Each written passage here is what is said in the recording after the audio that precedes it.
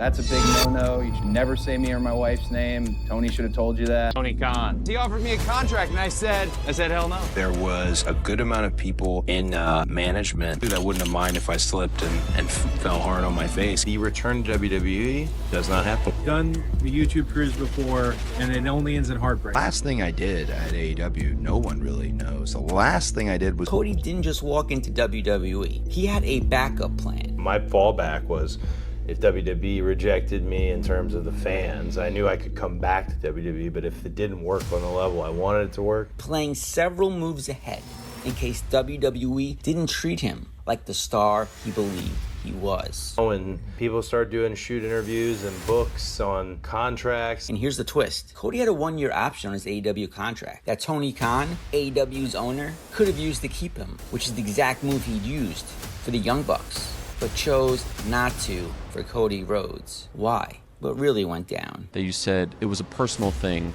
that we just couldn't get past. Could you elaborate on what that is? Sure, it was... Here's the real kick here. Cody didn't even expect to become WWE champion when he returned. As soon as I came back, I mean, instance into walking out, it had rekindled not just my love for pro wrestling, but it had rekindled the feeling of, no, I can get to the top. It's not lost yet. I still have a shot at it. But to understand how we got here, we need to take a trip back. A year is probably the most controversial in wrestling history. Coming back here was a far bigger gamble than All In. The story of you coming to WWE swallowed up Stone Cold Steve Austin returning to wrestling. Because here's the guy who, waved another flag really hard for quite some time. If he came here and just blew it, that would be... The chat's exploded saying that Cody and Brandy have left AEW. What? This is career for Cody Rhodes. This is not a work. Career.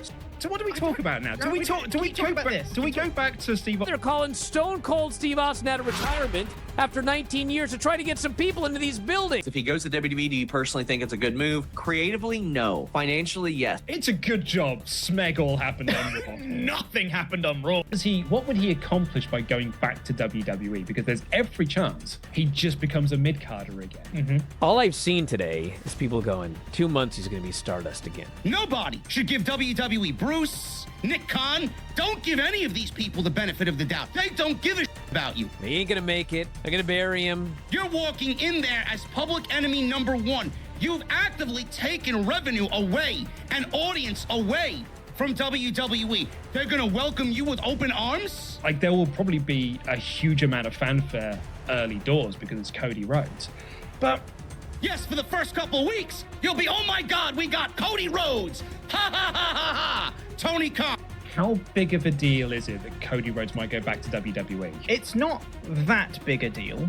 It's a huge deal from AEW's perspective. Cody Rhodes is responsible for the creation of AEW. Without Cody, there is no AEW. I am disappointed that Tony Khan let him go. This is a bad look. You know, Tony has a vision, and then this is his money, and then let's see how that plays out. I've never felt better in my entire life. I've never felt better. At the time, no one knew for sure that Cody was going to WWE. Ladies and gentlemen, we are in an exciting phase of the wrestling war. In fact, we wouldn't learn that until 3 months later when his grand return at WrestleMania. But to truly understand Cody's journey and his intentions, we need to take a quick trip back to 2019. You've been responsible for the resurgence of the indie scene and building it back up to where people actually give it the credibility that it hasn't seen in quite a while. How does that feel to be the face of this resurgence of essentially the territories? Loaded question. I have no intention currently of going back to WWE. I know that's a lot of people's thing. Oh, built my brand up, here I go.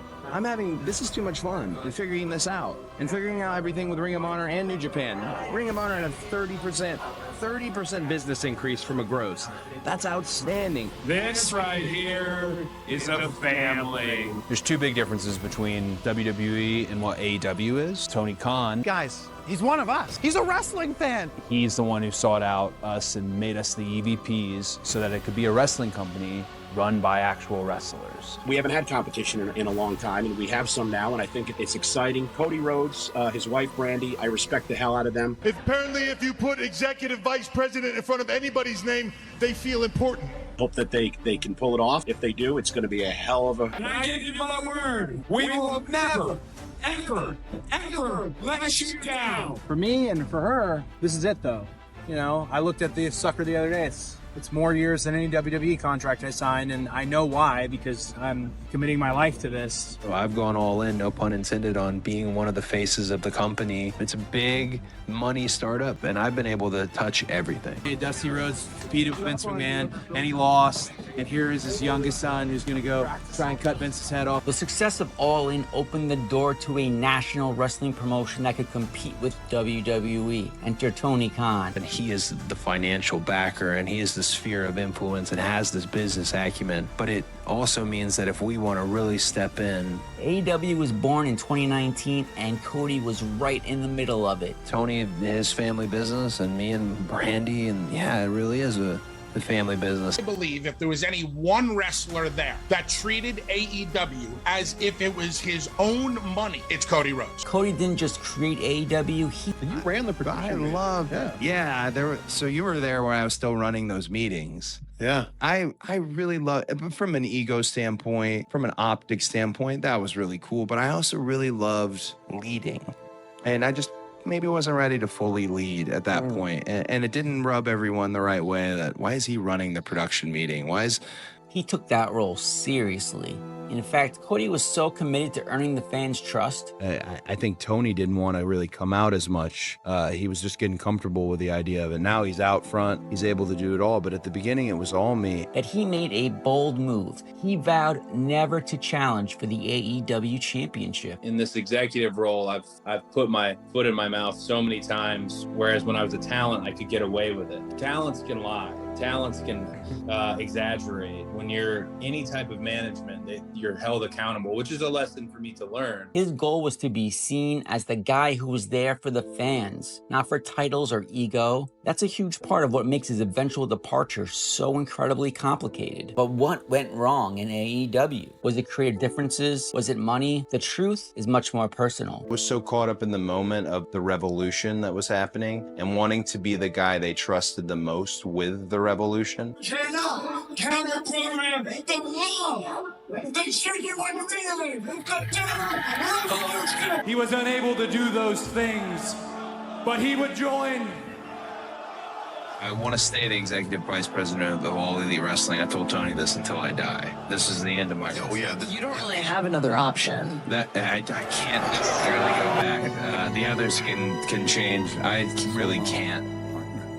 Despite his efforts, Cody's relationship with the fans took a strange turn. Rumors started swirling about conflicts with the elite, his former best friends and co-executives. We've been very successful, AEW, and with NXT using the Wednesday Night Wars, that created a lot of anger. And I understand that there's a lot of hardcore NXT and WWE fans out there, and that's why those stories like that don't surprise me. I think people need to cling to something. Why did you stop appearing on Being the Elite? Oh, gosh, I don't even remember. There's a quote in the Young Bucks book about how I was last to the signing, and Oh, yeah. You're on the list. don't edit me out, Nick. I just wanted to come to the party, all right?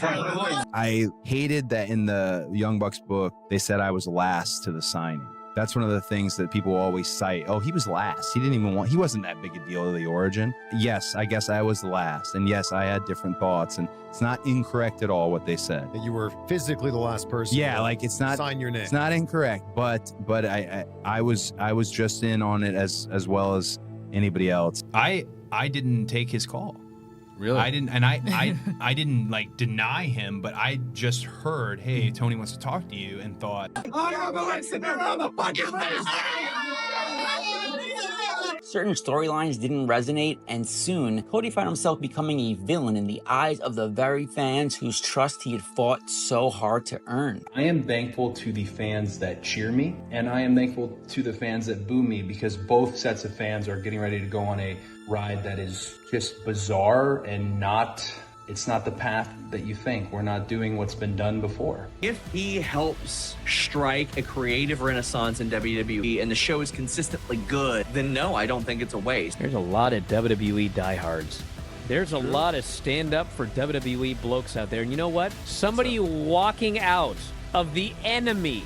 I woke up this morning to a very large amount of people in my mentions almost all of them with a Roman or a Sasha Banks avatar, making fun of me. To come and grace them with his presence, they may go nuts for this guy. They may see him as the greatest folk hero ever, that he walked out of AEW and came home. The Ballad of Cody Rhodes. I don't know if I'm going to continue to watch AEW. Now, the question is, does that mean you're going to start watching WWE? They are the worst at what they do. Creatively, they have no momentum. Their roster is absolutely depleted. They are banking on Stone Cold Steve Austin and Ronda Rousey and Johnny Knoxville and a potential Rock showing up at WrestleMania this year. And maybe he thinks he can be even above Roman Reigns long term. I can beat Paul. All on Paul's property. Have anybody. Finally, And Brady they can be Steph. They aren't making any new stars. It's the same stuff on top. He's, I think, 36 years old,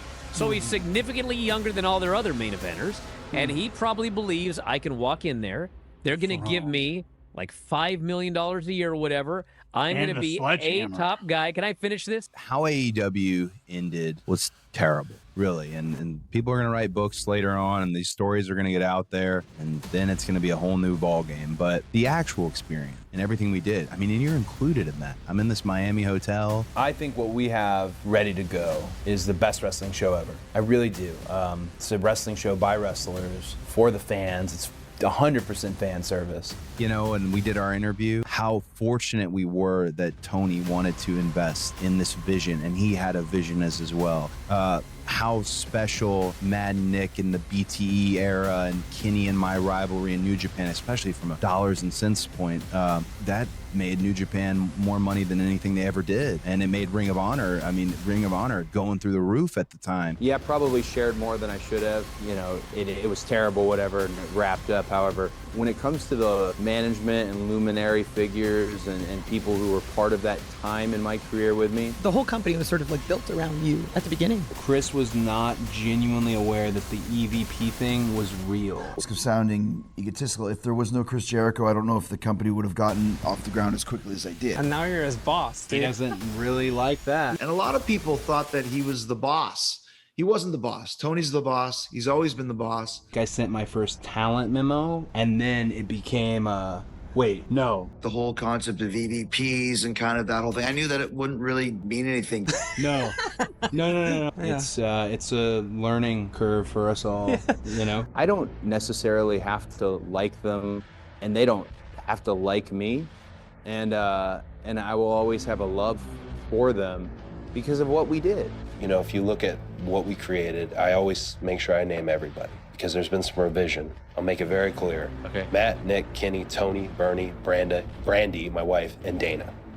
Without them, I remember how fragile it was. Doesn't exist. What happens when a founding father walks away from a company at the height of its popularity? I know Tony Khan has sent a contract in the mail. Maybe it's not the contract I wanted. Cody Rhodes didn't just leave AEW. He set off a chain reaction that led to one of the biggest implosions in modern wrestling. 2022, AEW. What's this? Is this another year of just steady growth? Because you guys, the arrow's been pointed up since you started. I think 2022 really leans into all those free agents and all the original. I think you really are setting up for a year-long, incredibly tumultuous battle royal of, oh, well, I came from WWE and I never watched your product, but I'm super over, or I've been here the whole time. I think it's easy for me now to say like, oh, I definitely knew, but it wasn't the case.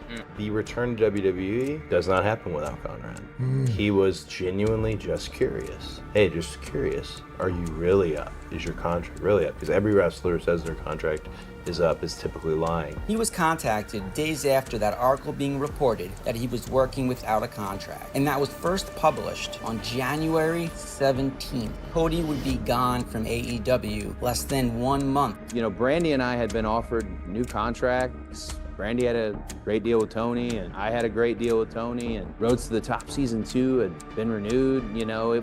In January 2022, wrestling fans were shocked when Fightful revealed that Cody Rhodes, one of the key architects of AEW, had been working without a contract for months. This wasn't just another contract negotiation. It marked the beginning of the end of Cody's time in AEW, a departure that would change the landscape of pro wrestling. While Cody's peers, like the Young Bucks, had their contracts extended, Cody's and Brandy's weren't.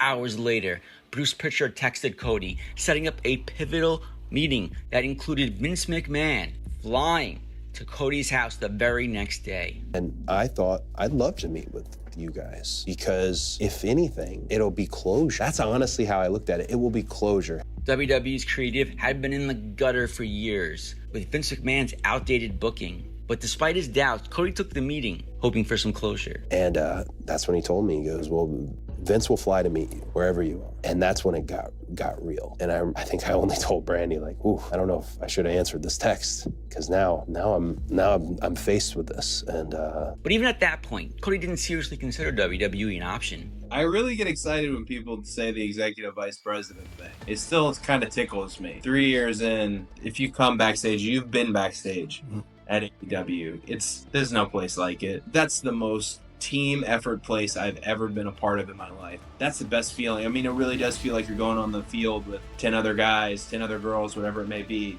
and you need one another.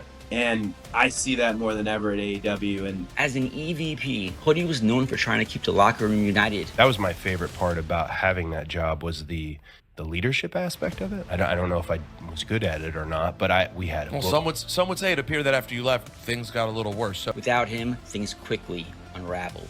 Feud between top stars like Britt Baker, MJF, Eddie Kingston, and CM Punk escalated. But listen to his #1 goal as an executive at AEW for the year 2022. As long as I am in the role I am, that's the thing I'd like to foster more than anything is remember we're a team. Can't eat each other up because we need to eat together. And meanwhile, AEW had all the momentum and the fans' goodwill. So what changed? How did a text from Bruce Pritchard and a meeting with WWE flip everything upside down? More importantly, how did Cody's exit reveal the cracks in AEW's leadership that were about to split wide open? I feel like there has been a lot of backstage news and rumors that's been coming out of AEW that surprised a lot of fans, all the way from MJF to Britt Baker and Thunder Rosa. I mean, the great thing about wrestling is that you never know if it's real or not. It could be a storyline. It could be real. Let me take you to All Out 2022. Product here is professional wrestling matches, and people not liking each other and not getting along can actually be positive, as opposed to most workplaces where people not getting along is detrimental. What should have been the triumphant night for AEW turned into absolute chaos. And so it's great to have CM Punk back in AEW, and he's a huge part of our company, and really he's a huge part of pro wrestling. The post-show media scrum with CM Punk calling out the Elite, accusing them of spreading rumors. It wasn't just drama, it was a full-blown PR nightmare. Fights broke out, punches were thrown, and AEW's image took a serious hit. But think about this. What would have happened if Cody was still there? I had a great relationship with Matt, Nick, and Kenny. Still do. It definitely was tested by being young executives. It was tested by having different opinions on wrestling. But our different opinions is what made it strong. I want to do Crockett and old school, and they want to do PWG and West Coast, and damn, I loved it. I also had a great relationship with Punk. He was my dinner buddy. I had a great relationship. We would still like chat. And Cody was one of the few people who gave honest, level-headed answers about backstage issues. He didn't bury anyone, but he also didn't hide the truth. Things like the infamous brawl-out incident could have actually been avoided. Cody was the leader AEW desperately needed during these moments of turmoil. Tony Khan, despite being the face of the company, struggled in these high-pressured situations. His responses were often awkward, and the lack of clear communication started to alienate fans who once viewed AEW as a fan-first league. When people don't like something, they say that's cringe. Great. Come up with a better word. Most of the people who are like, that was cringe, like, dude, you're probably cringe, bro. Most of AEW's roster either avoided commenting or took personal shots at CM Punk. I cannot comment on the press conference. And just curious, why can't you comment on it? I don't want to. The state of your relationship with CM Punk? But I appreciate that you asked, but I cannot answer that, my friend. And sometimes guys get in fights, and sometimes guys just have the wrong attitude for how to make the team work. Yeah. So, I mean, that's how you have to look at it. Sometimes guys have to leave. It's just the way it is. I hope people remember the mission in the first place, why we were there. And if you bring in people who don't know the mission, then things like that can happen. And I'm not saying he didn't know the mission or anything of that nature, but I was just bummed out because we envisioned it. If you were at All In, were you at All In? All right, the spirit of All In. If you ever lose the spirit, doesn't mean you can't get it back. Just days later, other top stars in AEW, like Britt Baker, would echo his sentiments. Yeah, I actually don't even think I've ever given my thoughts. As someone who loves AEW more than anything in the world, and that scrum was heartbreaking. This felt like a very much a disaster, and you never want that to happen, and that happens every day. And without Cody's leadership, AEW began to feel like Tony Khan's league, not the fan-driven company it once promised to be. The person I think I get compared to probably the most often by people like, oh, you remind me of this person, but is Paul. And Paul Heyman, not the other Paul. He's a genius. Tony started taking over creative control, and by 2021, Khan publicly took credit for AEW's success in a Forbes interview. That had to sting, and this was a rumored issue, especially for Cody, who had put so much into the company. Certain wording bothered him, and certain lack of credit bothered him. Where, you know, Tony is the guy. Right. He runs the place. He owns the place. That Forbes article that came out where, you know, Tony lists like, I'm the creator, I'm the founder. Chairman, president, CEO, founder, booker, head of creative. This, I'm the that in the beginning. That affected, that changed something. That's what, you know, was said to me by multiple people. AEW's original mission statement was for wrestling fans by wrestlers. Things started to change when Tony Khan took full control in late 2019 after the infamous Dark Order fake punching segment. And Tony Khan will often point to that point in time when he took over creative control as being one of the most important decisions ever made in the history of AEW. I thought we made some really strong changes in late 2019 going into 2020 that really served us very well. I really believe in booking, you have to find the counterpoint of your soul in the person you're trying to find. And I have it with a lot of people, and there are other people you don't have it with. You know, Britt Baker is me, I am Britt. Orange Cassidy is me, I am him. To me, that's a really important part of it. Tony Khan's booking methods of huge announcements and huge roster signings would eventually run out. The real reason Cody left, it wasn't just creative differences though.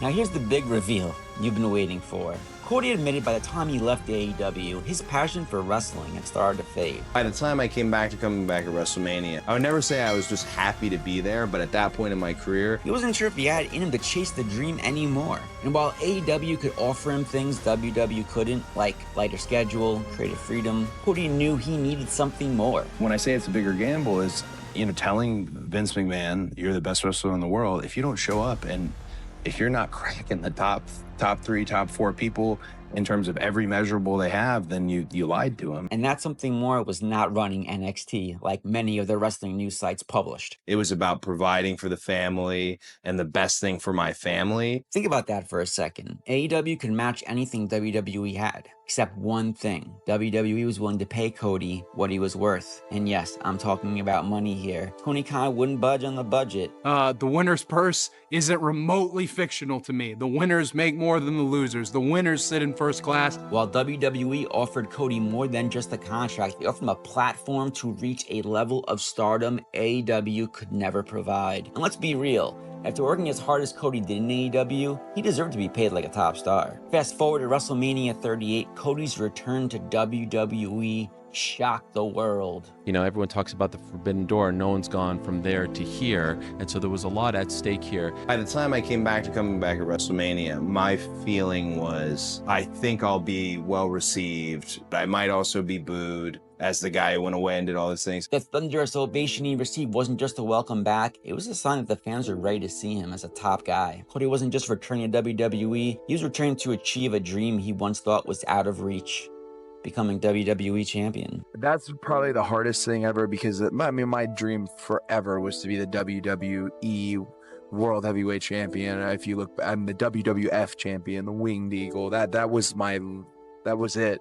And that's why it's difficult, because it was either one, you know what, I give up on that dream, or it became that dream has changed. As Cody walked down the ramp from his surprise return, he was greeted with an electric wave of fans. The thunderous ovation shook him to his core. That was the moment he realized, I can do this. The fans' response to him wasn't just another wrestler coming back to WWE. He was coming back as a top star for the first time. Oh my gosh. It could all be mine if I did the work to do it and to get there. And that was the first time He actually had a shot at being WWE champion. I feel like I've got, I don't know if PTSD is the right word, but I have so much mental blockage that the only thing that clears it up for me is when I go out there and there's a really great response. Me too. The realization didn't come from corporate promises or contract negotiations, it came from the crowd. Cody realized right on that ramp that his wrestling story wasn't finished. He had something left to prove, not just to the wrestling world, but to himself. As much as Cody may have left AEW, his legacy there was undeniable. He helped launch the company's first show, Double or Nothing, and managed AEW through incredible highs and lows, including the global pandemic. He even became a father during his time at AEW, which added new layers to his decision to leave. As soon as baby was born, the literal second thing I thought, other than she's so beautiful, is I have to make a lot of money. And in his own words, I gave everything I could, but there were certain things said that when I left that hurt more than people realize. Because now they look at the situation and they're like, oh man, you're on top of the world, you have everything.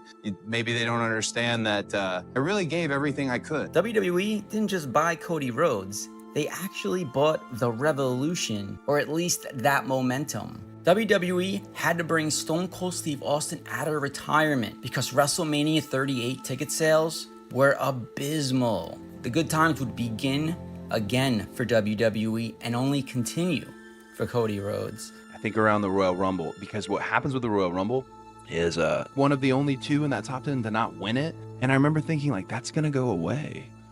So it just was moving so fast. And then I have all these other fun projects that I love doing, like, Go Big Show, and Roads to the Top was actually sincerely very fun. Something changed and everybody was downplaying it. You asked for post-match comments, so there's so many elephants in the room. This is an insane week in wrestling. People think that the Sean Ross story is BS. It's not. If you want to know how serious things got, I have never felt more at home than under those lights, wrestling for the TNT title. When I heard Cody was coming over, when we finally got the news, which was very last minute as far as WrestleMania is concerned. So why did Cody leave AEW? Many speculated it was a mix of trade differences and money, but there was something more. AEW wasn't the same company Cody had helped create. For Cody, who had put his heart and soul into the company, this was a slap in the face. It would be really good to go back and go back in a vindicated type way, to be me and try to be the absolute best wrestler in the world and prove it. Then Right. Monday, I get a phone call at 8:40 in the morning. It's over, Cody's leaving. And then I was told about 20 minutes later that Cody's camp had been in contact with WWE officials. In a wrestling company, there's a boss. Right. And you're basically performing to the audience of one. The original vision was slipping away and Cody saw the writing on the wall. It was a gamble. Many thought he'd be buried like others before him, but he proved everyone wrong. And even though WWE creative had its ups and downs, Cody had one goal in mind: WWE champion. Without Cody's leadership, AEW's backstage issues spiraled. The All Out 22 brawl was just the tip of the iceberg. Tony Khan in interviews downplayed the importance of unity in the locker room. But that oversight led to a toxic environment where divisions grew deeper and fans began to turn away. AEW's ratings dropped, attendance fell, and many fans who once believed in the revolution now felt disillusioned. In hindsight, it's clear that Cody's departure was a turning point for AEW, a moment when the dream of a wrestler-run company began to fade. Cody's departure from AEW wasn't just about one wrestler leaving. It was the catalyst for a leadership crisis and major shift in the wrestling landscape. Tony Khan's ego, combined with his reluctance to address serious issues. AEW Dynamite's 5-year anniversary, and it's coming at the most exciting time in the history of the company. Has cost AEW more than just a top star. And while WWE thriving with Cody near the top, AEW is left to pick up the pieces. Cody's gamble paid off, but he's also inspired a new generation of wrestling fans. And even though AEW has lost its way, there's still hope that that all-in spirit can be found again.